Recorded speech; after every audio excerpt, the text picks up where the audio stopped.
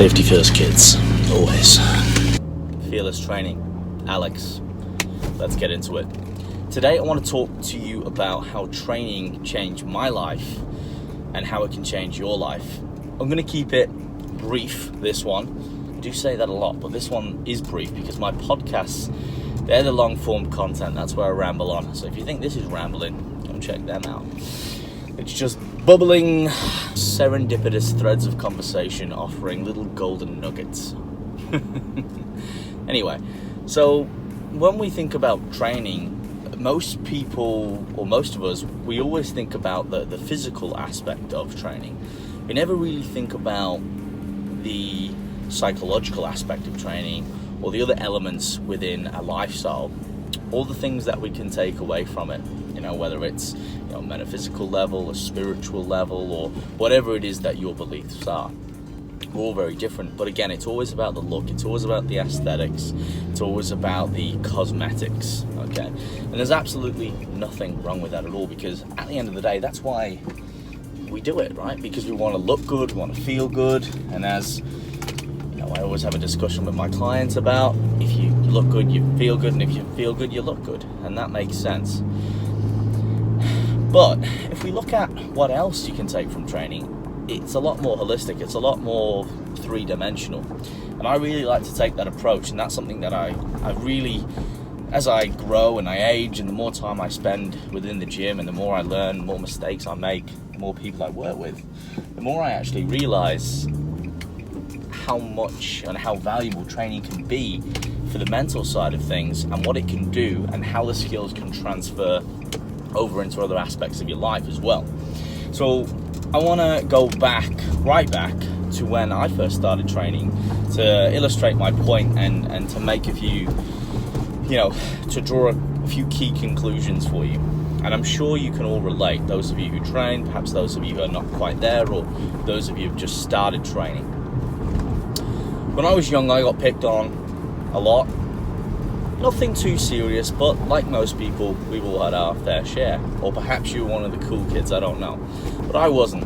And that was alright. It taught me a lot looking back. It taught me how to overcome adversity. It taught me how to spend time, with myself, find myself, connect with others, and be good at communicating for the most part, or being able to navigate around problems and issues, etc., and use language rather than, physical brute force to resolve issues or conflicts, if you like. Now, when I was 10 years old, lived in the UK, for those of you who might be aware, hence the British, or somewhat now British accent. It's all mixed up. And then when I was 10, I moved to New Zealand. I was very fortunate. I raced cars over there, single seat racing, etc. Anyway, we moved there for a better life, amongst other things, to race. And obviously, even though in the UK you get your fair share of banter, in New Zealand, obviously, I looked different, I had a funny accent, etc. So I often got picked on, and looking back, if you were going to pick on anyone, it was me. Now, that doesn't make it right, it just means that I was a bit more vulnerable to it based on the way I looked, talked, I stood out a little bit, and that's generally what kids do, right? They take someone who's a little bit different or doesn't fit the norm, and they go, we'll pick on this guy. Now, I always thought that I didn't fit in, and as I got older and I was developing, I was like, I just don't really feel like I fit in here with the in crowd. And you know what? I really want to attract girls, and I want to look better, I want to impress people, etc. I want to fit in, I want to be liked. And so I started training. So, like many of us, I got into training for the very wrong reasons. I got in it for a superficial element. I got in it because I wanted to protect myself. I thought that getting big, or putting on muscle would intimidate people. People would stop picking on me. People would like me more. Girls would be more attracted to me. And just a quick side note on this. I think I mentioned it in my last video. It's not, if you want to attract women, work on yourself. Learn about women. Understand the psychology. Become good at game, but not in a sense where you are a robot. Understand the laws of attraction. Become a good person within yourself and learn how to be a master communicator. If you want to get good at protecting yourself, and I wouldn't not recommend going around intimidating people, because that is a very shallow and a very troublesome trait for many. I would say go and learn martial arts. It will teach you discipline, dedication. It will teach you how to protect yourself and defend yourself, especially if you commit to it. And you'd be more dangerous than any bodybuilder or any big brute that's trying to put someone off on pure size. However, that's a side note, that's a stereotype. I digress. So, I got into training for the wrong reasons. And looking back and working with a lot of people over the years and listening to a lot of older bodybuilders and people who work in the industry, we all actually get into it for the wrong reasons. Most of us have been either picked on, or we felt inadequate or insecure or something like that. There was some sort of adversity which drove us towards the iron, if you will. And I will use an anecdote from one of my favorite old school bodybuilders. Most of you will know, Frank Zane, the master of aesthetics, if you like. And he describes it as you're almost building your armor. When you build muscle, you'll build your armor, and you're protecting yourself from all of these things that are happening around you, perhaps your history, your past, all these things that have come out in the works, and it tells a story. That armor, that muscle almost tells a story, right? It tells a story about what you've been through and why you went there and why you did things. Now, that doesn't mean that the physical is going to fix things, because as you realize when you start to train, it's more about the psychological. You might get to a certain point where, you feel better, You might even be able to intimidate people once you get bigger. You might even be liked, but at some point that wears off and people see through that, and that's not who you are as a whole, okay? I mean, it's more than just the physical. And at some point we all realize this. And for those of you like myself who've continued on this journey, or you might be starting this journey, if you stick with it, you will generally end up, if you like training, and you like training, if you like using weight training or strength training or whatever it is that you find, you'll find that it gives you so much more than just the physical. And then all of a sudden, your reasons for training change. Okay, so for me now it's a therapy, okay? It's an outlet. It's something that I enjoy doing. I enjoy the movement of it. I enjoy the culture of it. I enjoy the people who train because they want to train and they do it for themselves, not to impress anybody else. I mean, the fact of it is we're all a little bit vain if we train, and why not? I mean, we'd all be lying to ourselves if we didn't want to look in the mirror and go, hey, I look really good. But it's about acknowledging those other parts as well and growing and developing as a person. And if you're someone who is able to commit to a training program, you're someone who can turn up week after week, year after year consistently, then this teaches you a lot of great life skills. I have used these skills and transferred them now over to my business. I've transferred them over to helping others. I've transferred them over to relationships, etc. And a lot of the key principles, or the traits at least, are very, very similar.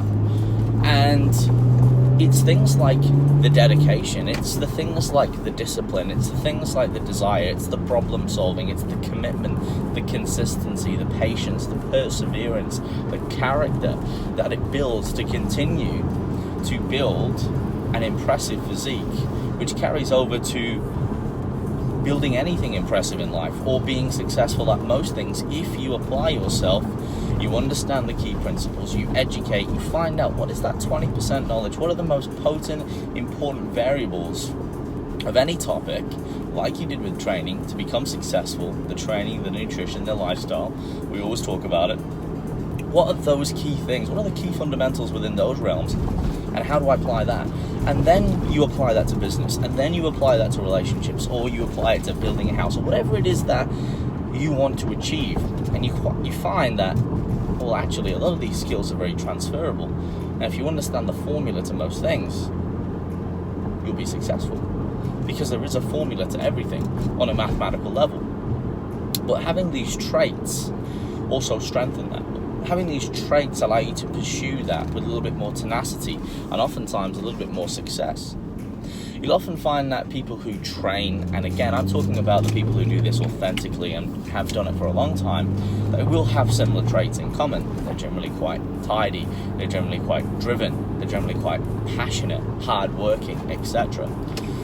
So being someone who trains at a high level or has been committed to training for a while is someone then who generally displays positive attributes, and positive attributes again that can transfer, and over time that can flourish, that can grow, and that can germinate into something very, very special. And I know I've spoken to a lot of people over the years that training has saved them, I've been fortunate enough to work with clients and friends who've had, mental issues, and they've faced a lot of psychological challenges in their life, and training has saved them. It's saved them from, ending their life, perhaps ending their life in another way, from, going to jail or doing something bad and doing something that they would solemnly regret. So really, training is then an anchor. Training can then be a savior for a lot of people, and I just don't think it's right that we always think about or conceptualize it as something that's very surface level, because again, if you give it time, if you apply yourself, it's something that can be so much more than just training, and it can make you feel and develop in ways that, again, you didn't think were possible. I know that for me now, it's a regular part of my day. It's my therapy, it's my time. And look, if I miss a gym session, that's all right. There's no stress there either. But if I've not been for a week or so, and I've not taken a purposeful deload or holiday, I'm itching to get back, or I want to train, I want to move. And that's not sad. It's not like, oh, I need to be in the gym, I need to lift weight. It's my outlet. I want to express myself. I want to move. I want to pump blood through my body. I want to feel, alive, if you like. And if you don't train, you won't be able to relate to this. We were meant to move. We weren't meant to be stationary or sedentary. And that is built into our brain, it's built into our body, and that's why when we move, we feel better, we live a healthier, longer, happier life as well.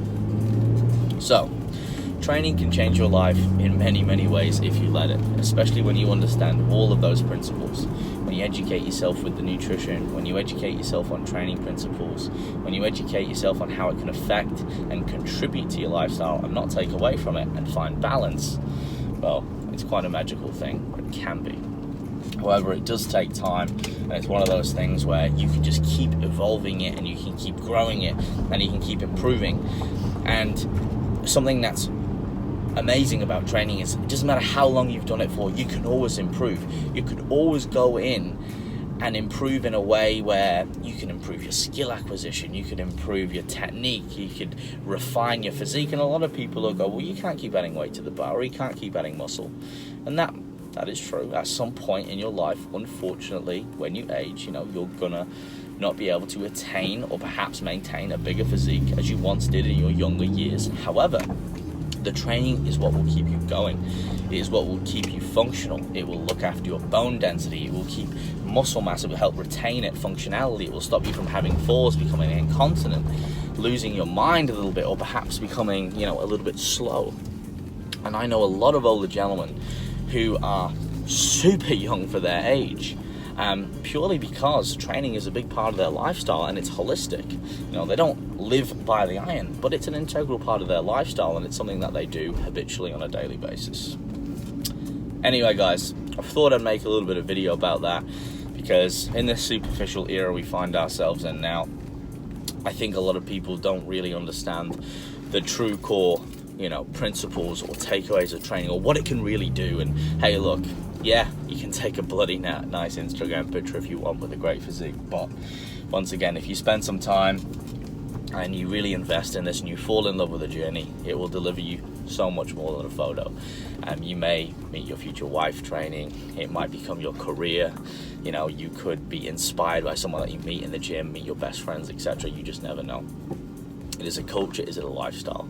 So make sure you don't judge it on face value, give it some time, and perhaps experiment and explore with a couple of other key things as well. But as always, guys, thank you for watching. Tune into the podcast. We have a new one this week. As always, lots of exciting things developing and coming your way, so make sure you keep yourself posted. Visit the website, drop your email in below so you can keep updated on all the latest things. And as always, I will see you here next week for another video. And in the meantime, you know what to do.